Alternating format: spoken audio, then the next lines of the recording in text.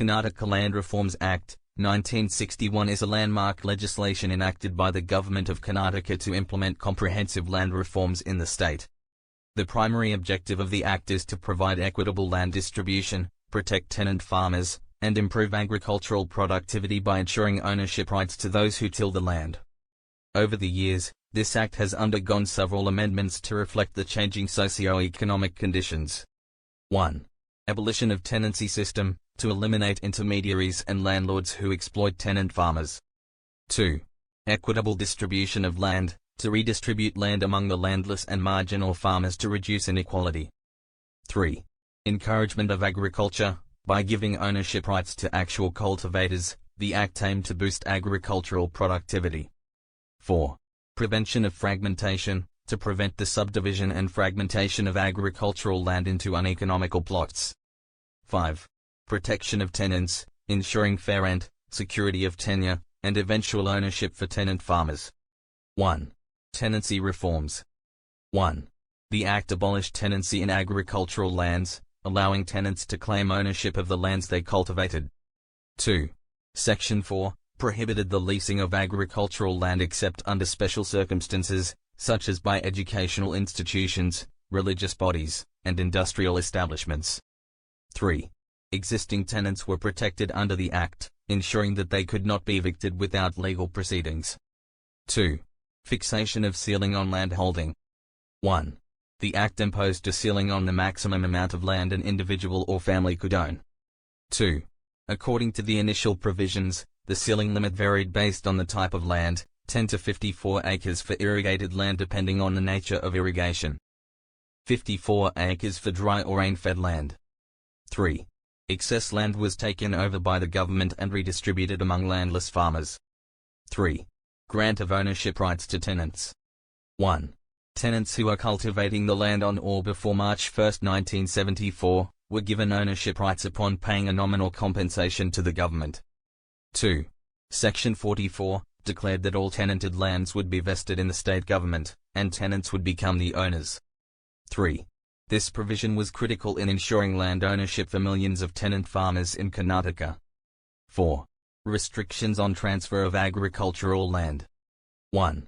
The Act imposed strict restrictions on the sale or transfer of agricultural land to prevent speculative transactions. 2. Only agriculturists were allowed to purchase agricultural land, ensuring that land remained with those who would cultivate it. 3. Non-agriculturists were barred from purchasing agricultural land unless they intended to take up agriculture as their primary occupation. 5. Alienation of land by scheduled castes and scheduled tribes. 1. To protect the interests of marginalized communities, the Act restricted the transfer of land owned by scheduled castes, SCs, and scheduled tribes, SDs, to non-SCs/SDs. 2. Land owned by SCs/SDs could only be sold with the prior permission of the government to prevent exploitation and distress sales. Over time, the Karnataka Land Reforms Act, 1961, underwent several significant amendments to keep pace with socio-economic changes. 1. Amendment of 1974. 1. This was one of the most important amendments to the Act. 1. It introduced the concept of land to the tiller, giving ownership rights to tenants. 2. The amendment fixed March 1, 1974, as the cut-off date for tenants to claim ownership rights. 3. It reduced the ceiling on land holding to 10 units for irrigated land with 2 crops, 20 units for irrigated land with 1 crop, 54 units for dry land. 2. Amendment of 1995. 1. The restrictions on leasing of agricultural land were relaxed for certain categories, such as educational institutions, religious trusts, and industries. 2. This amendment aimed to promote the development of infrastructure and industrialization. 3. Amendment of 2020. 1. The 2020 amendment was a landmark reform aimed at liberalizing the agricultural land market. 2. Key features of the amendment: removed the restriction that only agriculturists could buy agricultural land. Increased the ceiling on land holding from 10 units to 20 units for individuals. Allowed industries and non-agriculturists to purchase agricultural land for non-agricultural purposes, subject to certain conditions. 3.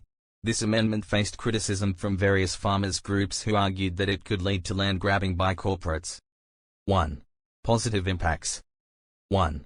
Ownership for tenants. The Act empowered millions of tenant farmers by granting them ownership rights, leading to improved socio-economic status and reduced poverty. 2. Increased agricultural productivity. By providing ownership rights to cultivators, the Act incentivized better agricultural practices and investment in land improvement. 3. Reduction in inequality. Redistribution of land helped in reducing the concentration of land in the hands of a few large landlords. 4. Protection of marginalized communities. Special provisions for SCs and STs ensured that they retained their land and were not exploited. 2. Challenges and criticism. 1. Implementation issues. Inadequate implementation, corruption, and bureaucratic delays affected the effectiveness of the Act in certain regions. 2. Speculative land transactions. Despite restrictions, loopholes allowed speculative transactions, defeating the purpose of equitable land distribution. 3. Fragmentation of holdings. While the Act aimed to prevent fragmentation, the division of land among heirs led to smaller and less productive holdings. 4. Amendment of 2020. Critics argue that the 2020 amendment dilutes the original spirit of the Act, making it easier for corporates and non-agriculturists to acquire agricultural land. The Karnataka Land Reforms Act has been the subject of several landmark judgments. 1. K.T. Shetty v. State of Karnataka, 1978, upheld the constitutionality of the provisions granting ownership rights to tenants. 2. Nagappa v. Subbarao, 1981, clarified the procedure for tenants to claim ownership and the responsibilities of the state investing land.